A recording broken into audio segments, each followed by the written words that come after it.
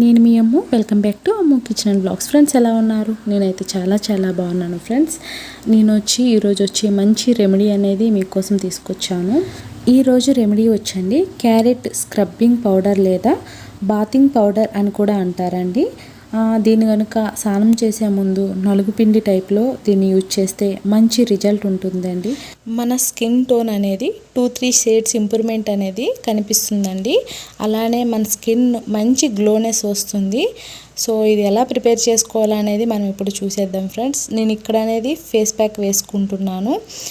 So ఇక్కడ నేను old brush ఉంటుంది కదా ఫ్రెండ్స్, మేకప్ బ్రష్తో వేసుకుంటున్నాను. సో ఇవి వేసుకున్న తర్వాత ఎలా ఉంటుంది రిజల్ట్ అనేది మీరే చూడొచ్చు. ఓకే, ఇది ఎలా ప్రిపేర్ చేసుకోవాలో చూసేద్దాం ఫ్రెండ్స్. అంతకన్నా ముందు నా ఛానల్ని ఎవరైనా కొత్తగా చూస్తున్నట్లయితే ప్లీజ్ ఛానల్ని సబ్స్క్రైబ్ చేసుకోండి. వీడియో నచ్చితే లైక్ చేసుకోండి ఫ్రెండ్స్. సో ఇక్కడ బేబీకి కూడా యూజ్ చేస్తున్నాను. సో ఒక 5 మినిట్స్ వేసుకొని మనం వర్క్ చేసుకున్న తర్వాత ఫేస్ వాష్ చేసుకున్నా బాగుంటుంది ఫ్రెండ్స్. నేను కూడా రీసెంట్గానే దీన్ని నేను యూజ్ చేస్తున్నాను. చాలా ఇంప్రూవ్మెంట్ అనేది నాకు కనిపిస్తుంది. ఈ సమ్మర్లో మనం ఫేస్కి అనేది కొంచెం కేర్ తీసుకుంటే సరిపోతుంది ఫ్రెండ్స్. సో వీడియో అనేది కంటిన్యూ అవుతుంది, చూస్తూ ఉండండి. సో ఫస్ట్ వచ్చేసి దీనికి కావాల్సినవి ఒక 2 లేదా 3 క్యారెట్లను తీసుకొని, పెద్దవి అయితే 2 అండి సరిపోతాయి. మీడియం సైజులో ఉన్నవి కాబట్టి నేను ఎక్కువ 2 తీసుకున్నాను. ఈ 2 క్యారెట్లను తీసుకొని ఫిలప్ చేసుకోవాలి అన్నమాట. శుభ్రంగా కడిగేసుకొని పక్కన పెట్టుకోవాలి అండి. సో ఫిలప్ చేసుకున్న క్యారెట్ని శుభ్రంగా కడిగేసుకొని చిన్న పీసులుగా కట్ చేసుకోవాలండి. ఒక మిక్సీ జార్లో వేసుకొని మనం వాటర్ అనేది యాడ్ చేయకుండా మెత్తగా గ్రైండ్ చేసుకోవాలి అనమాట. సో ఈ రెమెడీలో క్యారెట్ని మెయిన్గా ఎందుకు యూజ్ చేస్తామంటే క్యారెట్లో vitamin A and vitamin C అనేది పుష్కలంగా ఉంటాయన్నమాట. స్కిన్ టోన్ బ్రైట్నింగ్కి vitamin A and vitamin C అనేది చాలా బాగా యూజ్ అవుతుందండి. 100% అనేది మంచి రిజల్ట్ అనేది వస్తుందండి. సో ఈ విధంగా కట్ చేసుకున్న క్యారెట్ పీసులని మనం మిక్సీ జార్లో యాడ్ చేసుకొని వాటర్ అనేది యాడ్ చేయకుండా మెత్తగా అనేది గ్రైండ్ చేసుకోవాలండి. సో పీసులు అనేవి యాడ్ చేసుకోవాలి, క్యారెట్ పీసులు అనేవి. సో ఈ పీసులు అనేవి మెత్తగా చూసారు కదా, ఈ విధంగా మెత్తగా అనేది గ్రైండ్ చేసుకోవాలి అండి. దీన్ని ఇప్పుడు మనం స్ట్రైన్ చేసుకోవాలి. ఓకే అండి. అండ్ ఏంటంటే క్లాత్ అయితే ఈజీగా వస్తుంది, జ్యూస్ అనేది సపరేట్ అయిపోతుందండి.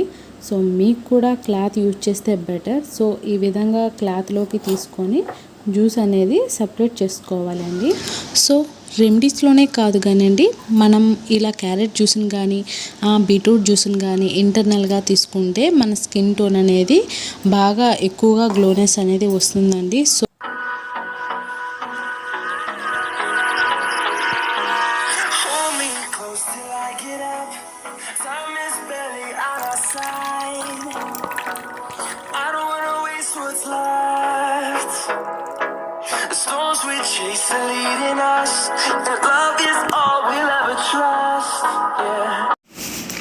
సో ఈ విధంగా తీసుకున్న జ్యూస్ని